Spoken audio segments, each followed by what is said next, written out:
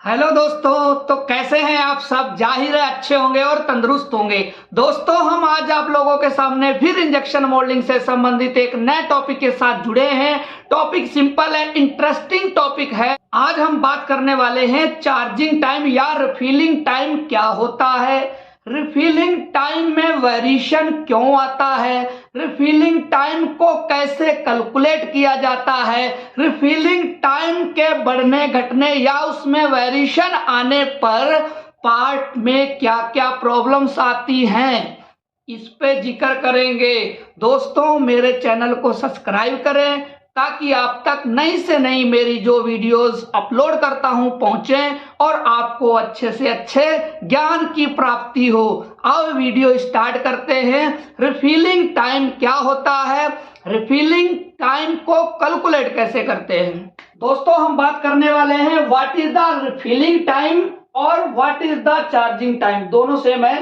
Refilling time या charging time क्या होता है।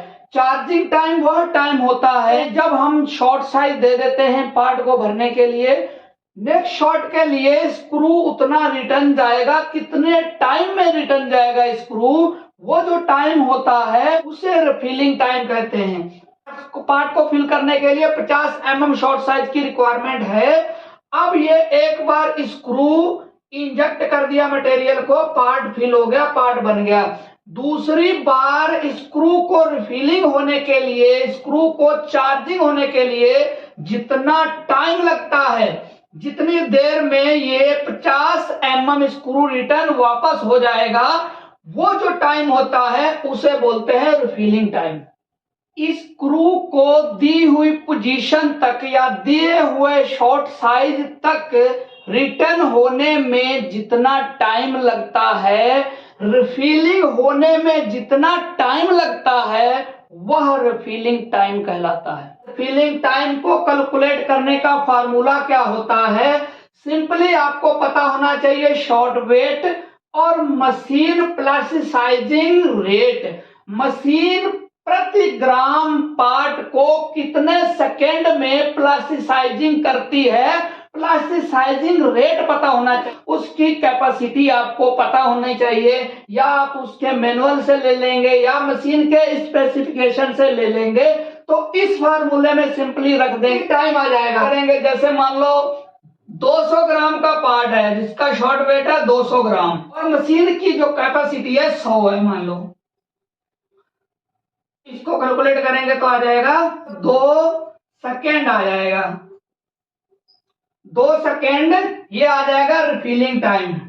2 सेकेंड में पार्ट को रिफिलिंग की रिक्वायरमेंट रहेगी। रिफिलिंग टाइम में वेरिएशन हो रहा है या उससे क्या प्रॉब्लम आ रही है या वो क्यों हो रहा है, इस पे कोई जिक्र नहीं करता है या इसको कोई वेरीफाई नहीं करता है। जब प्रोसेस कर रहा होता है आदमी तो वो अपने ही प्रोसेस से अपने पार्ट को सेट करता है जो अगर प्रॉब्लम आ रही है। लेकिन आपको ध्यान रखना है कि वेरिएशन हो रहा है तो उसको चेक कराना है। रिफिलिंग में वेरिएशन को चेक करने के क्या क्या पॉइंट्स होते हैं, कहां से रिफिलिंग में वेरिएशन हो सकता है, रिफिलिंग में वेरिएशन किस किस वजह से हो सकता है, उस पर प्रकाश डालते हैं। Throat zone temperature too high. यदि मशीन के थ्रॉट जोन का टेम्परेचर बढ़ जाता है तो वहां एक प्रकार का लम्स बन जाता है, मटेरियल प्रॉपर फिल नहीं होता फीड जोन से, तो रिफिलिंग में वेरिएशन होता है। बैरल टेम्परेचर टू हाई और टू लो। यदि बैरल का टेम्परेचर बहुत ज्यादा हो जाए या बहुत कम हो जाए तब भी चार्जिंग टाइम में वेरिएशन होता है, क्योंकि प्रॉपर प्लास्टिसाइजिंग मटेरियल नहीं होगा तो कभी ज्यादा चार्जिंग लेगा कभी कम। Raw material mixup. यदि मटेरियल मिक्स है तो भी चार्जिंग टाइम में वेरिएशन होगा, क्योंकि उसको प्रॉपर मेल्ट होने के लिए टेम्परेचर नहीं मिलेगा जो आपने सेट कर रखा है। मटेरियल एक अलग होगा तो भी प्रॉब्लम आएगी।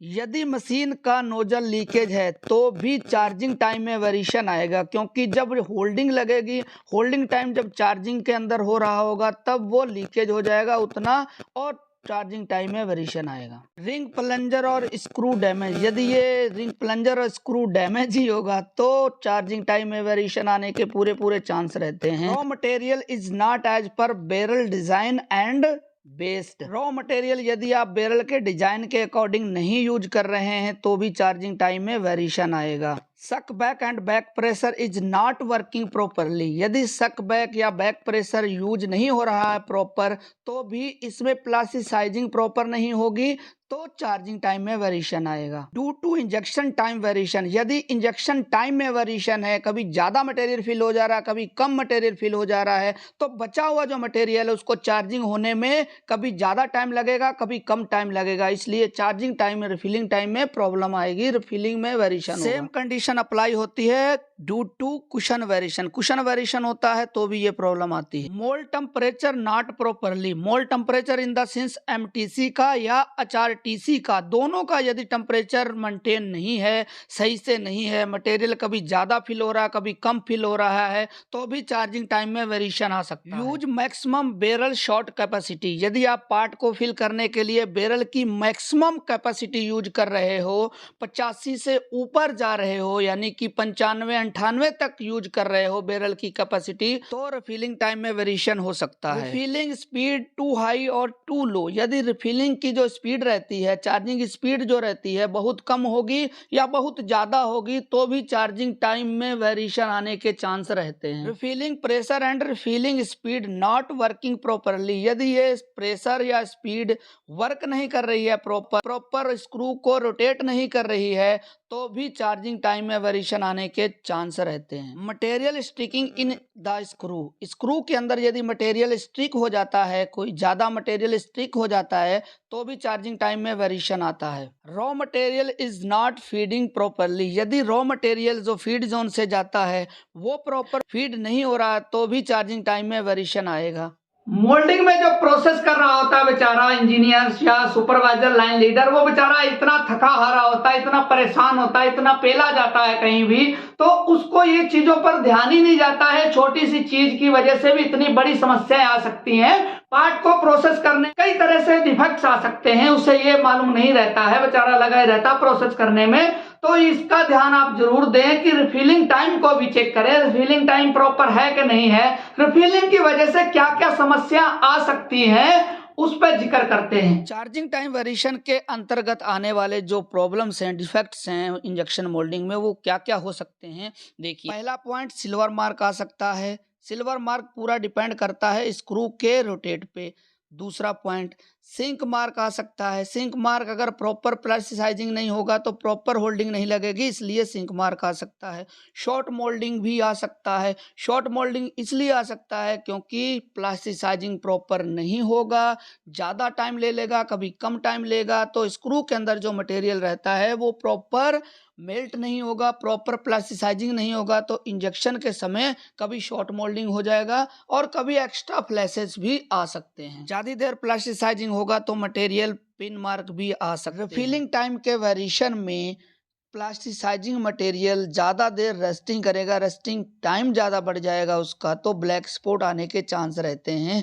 ग्लॉस फील्ड मटेरियल में मटेरियल की जो ग्लॉस बॉन्डिंग होती है वो प्रॉपर नहीं प्लास्टिसाइजिंग होगी, तो भी ग्लॉस मार्क आएगा। यदि मटेरियल अनबैलेंस चार्ज होगा तो बबल्स, फ्लो मार्क्स या शाइनिंग मार्क भी आ सकता है। ज्यादा देर तक प्लास्टिसाइजिंग मटेरियल हो जाएगा तो मटेरियल ज्यादा फिल होगा, पार्ट को लॉक को कैच करेगा या फिर पार्ट कैच होने के चांस रहते हैं। यदि चार्जिंग टाइम में वेरिएशन है तो आपको पार्ट फिल करने में इश्यू आ जाएगा, फिल टाइम में वेरिएशन होने लगेगा, कुशन में वेरिएशन हो सकता है, बर्न मार्क भी हो जाएगा यदि ज़्यादा देर तक रेस्टिंग टाइम बढ़ जाएगा उसका बैरल के अंदर। तो कभी फास्ट चार्जिंग होगा, कभी स्लो चार्जिंग होगा, तो कलर वेरिएशन हो सकता है। अब बात करते हैं गैस मोल्डिंग में चार्जिंग का क्या इफेक्ट पड़ता है। चार्जिंग टाइम का बहुत बड़ा रोल होता है गैस मोल्डिंग में। यदि चार्जिंग टाइम प्रॉपर नहीं है तो आप गैस मोल्डिंग का जो प्रोसेस है प्रॉपर नहीं कर पाएंगे, कई तरह की समस्या आ सकती है। अनबैलेंस या लॉन्ग चार्जिंग टाइम में पार्ट के अंदर बबल्स आ सकते हैं। गैस अनबैलेंस जाएगी तो पार्ट क्रैक हो सकता है। चार्जिंग टाइम कम ज़्यादा होगा तो गैस जो फिलिंग है वो प्रॉपर नहीं होगी तो पार्ट ब्लास्ट हो सकता है, पार्ट ब्लास्टिंग हो सकता है, पार्ट फटने लगता है। चार्जिंग टाइम के वेरिएशन के अंतर्गत वाइट मार्क भी आ सकता है, वेड लाइन भी आ सकती है और ब्लो होल भी आता है यदि चार्जिंग टाइम प्रॉपर नहीं है तो। जाहिर है आप लोगों को वीडियो अच्छा लगा होगा, पसंद आया होगा। वीडियो को लाइक करें, शेयर करें और मेरे चैनल को सब्सक्राइब करें। नेक्स्ट वीडियो में मिलते हैं। Thank you very much.